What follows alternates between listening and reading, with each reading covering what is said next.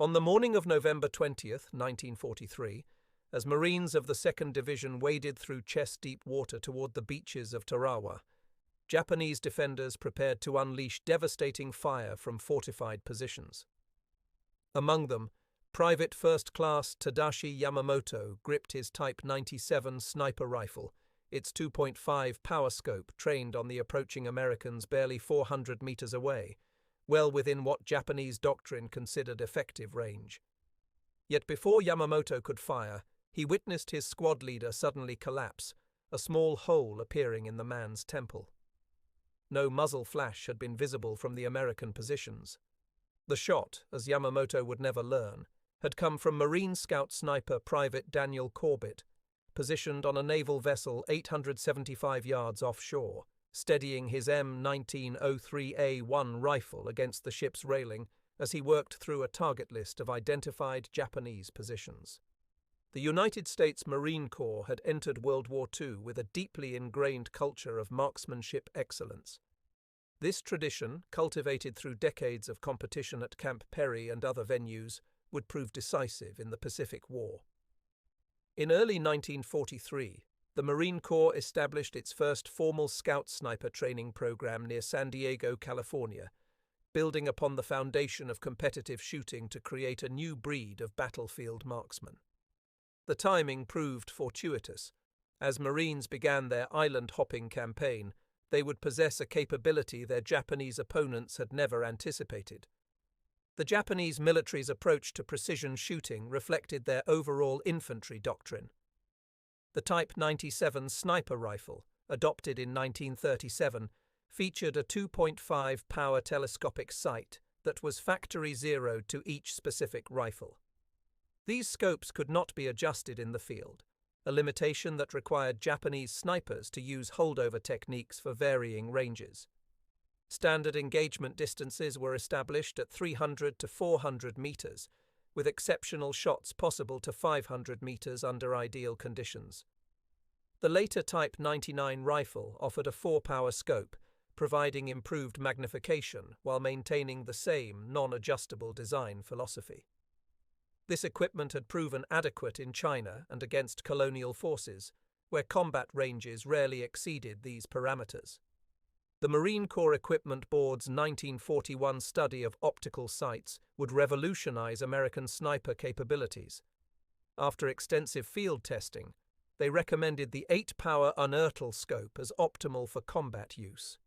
This decision, combined with the selection of specially accurized M1903 rifles from existing national match and special target inventory, created a weapon system of unprecedented capability. The Marine Corps initially considered mounting these scopes on Winchester Model 70 rifles, but ultimately chose the M1903 based on accuracy comparisons and existing inventory of match-grade rifles. The technical specifications of the Unertl scope gave Marine snipers decisive advantages. With 8-power magnification, double that of the best Japanese optics, targets at 800 yards appeared as they would to the naked eye at 100 yards. The external adjustment turrets allowed precise corrections for windage and elevation in quarter-minute increments. Each click moved the point of impact approximately 2.6 inches at 1,000 yards, enabling mathematical precision in long-range shooting. The scope's unique recoil spring system allowed it to slide backward under recoil, protecting the optics while maintaining zero, a crucial feature for sustained combat operations. Production records indicate that approximately 1,000 M1903 national match and special target rifles were available for conversion to sniper configuration.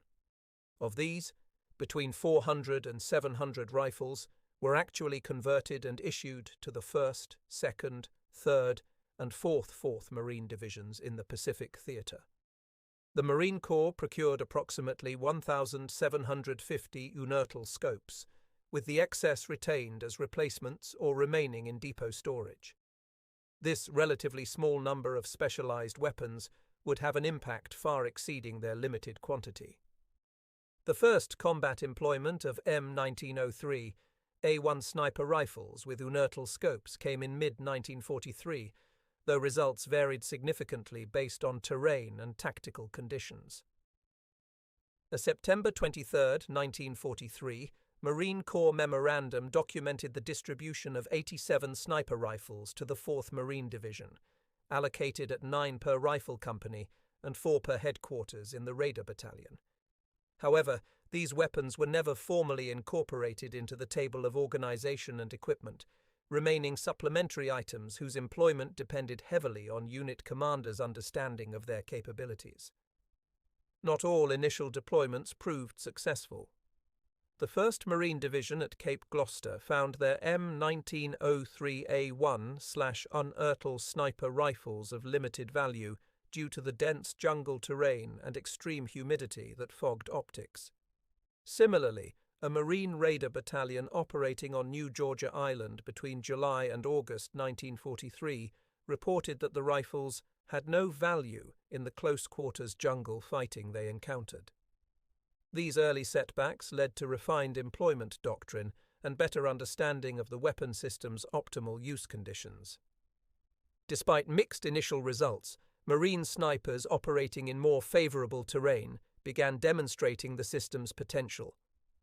On Tarawa in November 1943, the relatively open terrain and clear fields of fire across the airfield allowed Marine snipers to engage Japanese positions at unprecedented ranges.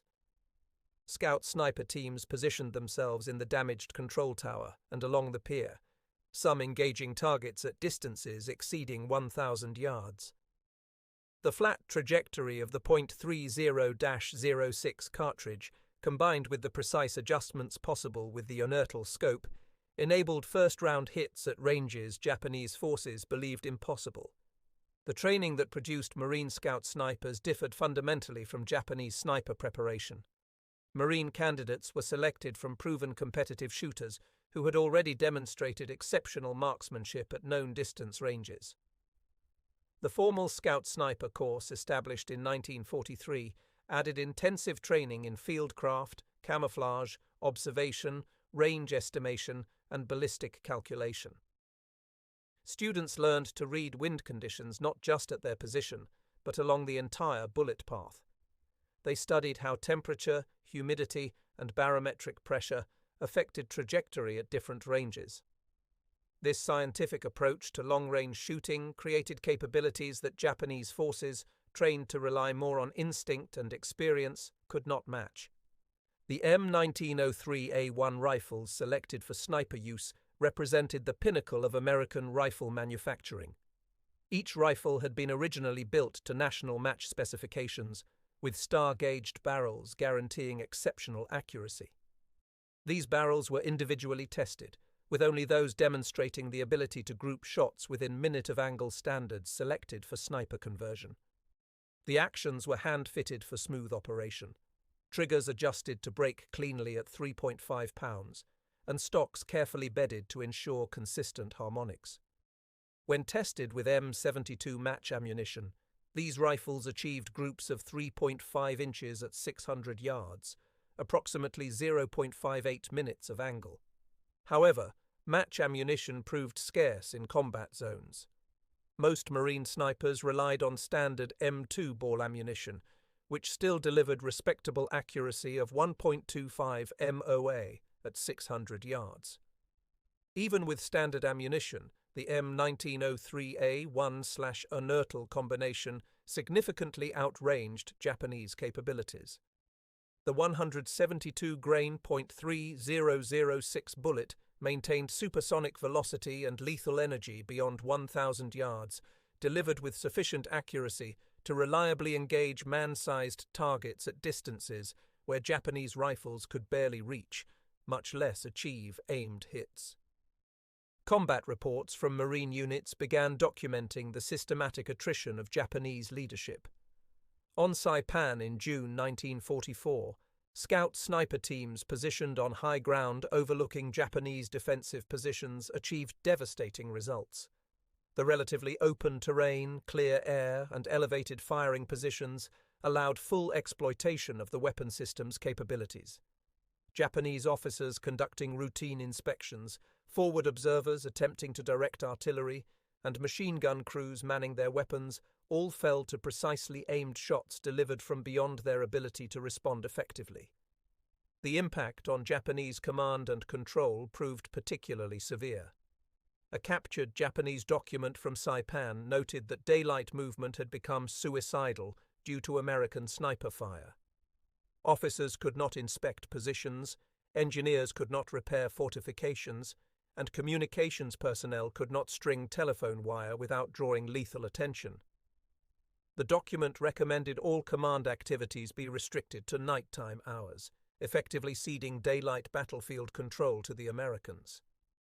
This represented a fundamental shift in combat dynamics that Japanese doctrine had never anticipated. The psychological effects often exceeded physical casualties. Japanese military culture emphasized visible leadership, with officers expected to inspire through prominent battlefield presence. The systematic elimination of leaders who exposed themselves created cascading morale problems. A Japanese soldier's diary recovered on Guam described the demoralizing effect. "Our captain was killed while drinking tea in his bunker, shot through a vision slit no bigger than my hand. The distance to American lines is over 800 meters. How is this possible? We cannot fight what we cannot see." Marine Scout sniper employment evolved throughout the campaign. Initially operating semi-independently, sniper teams became increasingly integrated into battalion and regimental operations. Intelligence officers provided target lists based on prisoner interrogations and aerial reconnaissance. Artillery forward observers coordinated with snipers to spot fall of shot and identify targets. Infantry commanders learned to use sniper teams for reconnaissance, early warning, and flank security in addition to their primary mission of eliminating high-value targets. The Battle of Peleliu in September 1944 presented new challenges. Colonel Kunio Nakagawa's Japanese defenders had studied American tactics and implemented extensive countermeasures. All officers wore enlisted uniforms, movement was restricted to covered routes, and elaborate dummy positions attempted to draw sniper fire. The coral ridges provided excellent defensive positions with minimal exposure. Yet Marine snipers adapted their techniques, using their superior optics to identify targets through the smallest openings, firing ports, observation slits, and gaps between coral formations. They learned to observe patiently for hours, waiting for the brief moment when a Japanese soldier exposed himself. Technical challenges in the Pacific Theater tested the durability of precision equipment. Tropical humidity fogged lenses and corroded metal. Volcanic ash on Iwo Jima infiltrated mechanisms. Salt spray degraded finishes. Yet the robust construction of both rifle and scope generally withstood these conditions. The external adjustment design of the Unertl scope proved easier to maintain than internally adjusted scopes. Moisture and debris could be cleaned from the adjustment mechanisms without complete disassembly. Marine armorers developed specialized maintenance procedures using various oils and preservatives to protect the precision instruments. The intelligence value of scout sniper teams often equaled their direct combat contribution. Positioned forward with powerful optics, they provided detailed reconnaissance impossible for regular infantry patrols. A sniper team observing from concealed positions could map enemy defensive layouts, identify supply routes, locate command posts, and track unit movements. This information, systematically recorded in sniper logs and reported through intelligence channels, shaped operational planning at all levels. On Okinawa, the final major land campaign, Marine snipers faced the most sophisticated Japanese defenses of the war. General Ushijima's 32nd Army had created positions specifically designed to minimize sniper vulnerability. Deep cave systems, reverse slope defenses, and interconnected tunnels protected Japanese forces from long-range observation and fire. Marine snipers adapted by operating in close coordination with attacking infantry, displacing frequently to obtain new angles of fire, and using their rifles to deliver precision fire through the smallest apertures in Japanese defenses. The urban combat in Manila during the Philippines campaign demonstrated scout sniper adaptability to different environments. Marine snipers positioned in damaged buildings used elevation and concealment to dominate broad areas. Their 8-power scopes allowed them to observe Japanese movements through windows and shell holes at distances exceeding 800 yards. By coordinating with advancing infantry units, they eliminated threats before ground forces entered effective enemy range, transforming urban combat from the close-quarters bloodbath Japanese doctrine anticipated into methodical reduction of positions from beyond their engagement range. A Marine Scout sniper veteran of Okinawa, interviewed after the war, provided insight into actual field employment. We operated in 2-man teams, shooter and spotter. The spotter had binoculars and worked security while calling shots. We'd occupy a position before dawn and remain until after dark, sometimes staying multiple days if the position was good. Everything was about patience and calculation. We kept detailed logs, weather conditions, distances to landmarks, enemy patterns. When we took a shot, it was usually after hours, or even days of observation. The ammunition supply chain revealed another American advantage. While match-grade M72 ammunition remained limited, the standard M2 ball ammunition was manufactured to remarkably consistent standards. Powder charges varied by less than 1%. Bullets were weight-sorted at the factory, and case dimensions held tight tolerances. This consistency enabled predictable ballistic performance shot after shot. Japanese ammunition quality, in contrast, deteriorated significantly as the war progressed, with increasing variations that made long-range precision shooting even more difficult for their snipers. The Japanese military's attempts to develop counter-sniper capabilities highlighted their technological limitations.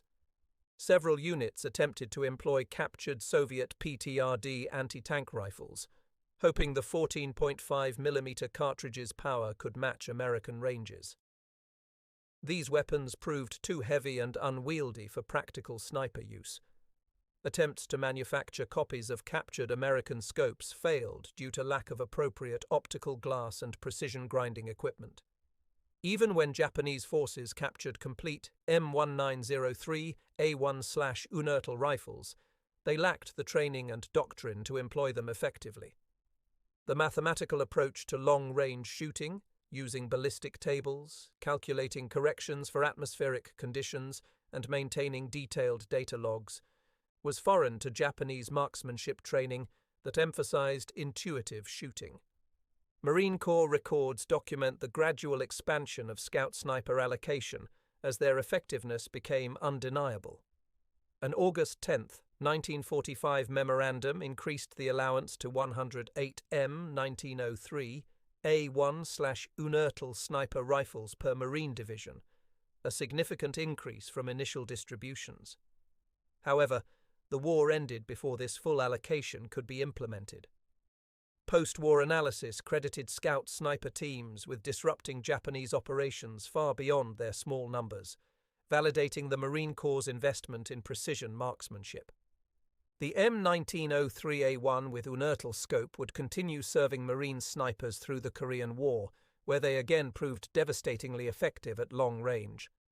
One Marine sniper in Korea achieved a confirmed kill at 1,250 yards, demonstrating that the World War II-era equipment remained capable of extraordinary performance in skilled hands. It wasn't until the mid-1950s that the Marine Corps began transitioning to newer sniper systems, finally retiring the M1903A1 Unertl combination that had terrorized enemy forces across the Pacific. The manufacturing precision behind these weapons revealed American industrial superiority at its peak. Springfield Armory and Remington produced rifles to tolerances that pushed the limits of 1940s manufacturing technology. Barrels were air-gauged to ensure uniform dimensions throughout their length. Actions were hand-fitted to eliminate any binding that might disturb the shooter's aim. Stocks were carefully selected from properly cured walnut, with grain running correctly to prevent warping in tropical humidity. Every component was optimized for accuracy in ways that mass production-oriented Japanese industry could never match. The Unertl Optical Company's production of the Marine Sniper Scope demonstrated similar attention to detail. Lenses were ground to precise curves and coated to reduce reflection and improve light transmission. The external adjustment mechanisms were manufactured to exacting tolerances, ensuring that each click of adjustment produced exactly 0.25 minutes of angle change. The spring-loaded recoil system was carefully calibrated to protect the optics while maintaining return to battery. Quality control tested each scope for clarity, adjustment precision, and durability before acceptance by marine inspectors. Training at the Scout Sniper School, established in 1943 near San Diego, went far beyond simple marksmanship. Students learned to construct invisible hides, move undetected across any terrain, and remain motionless for hours despite discomfort. They studied human anatomy to place shots for instant incapacitation. They practiced estimating ranges using mill relation formulas, reading wind by observing vegetation movement, and calculating ballistic corrections for temperature and altitude. The course washed out many excellent marksmen who lacked the patience, discipline, or psychological makeup for sniper operations. The psychological profile of successful marine snipers differed markedly from typical infantry. Selection favored individuals with exceptional emotional stability, patience, and the ability to operate independently for extended periods. They needed mathematical aptitude for ballistic calculations, artistic skill for camouflage construction, and the emotional detachment to observe human targets through magnified optics and eliminate them without hesitation. This combination of traits, refined through intensive training, produced specialists capable of extraordinary battlefield performance. Combat effectiveness statistics compiled after the war revealed remarkable returns on the Marine Corps' investment in precision marksmanship. Scout sniper teams, while representing less than half of 1% of Marine combat strength, accounted for approximately 15 to 20% of confirmed Japanese officer casualties on some operations.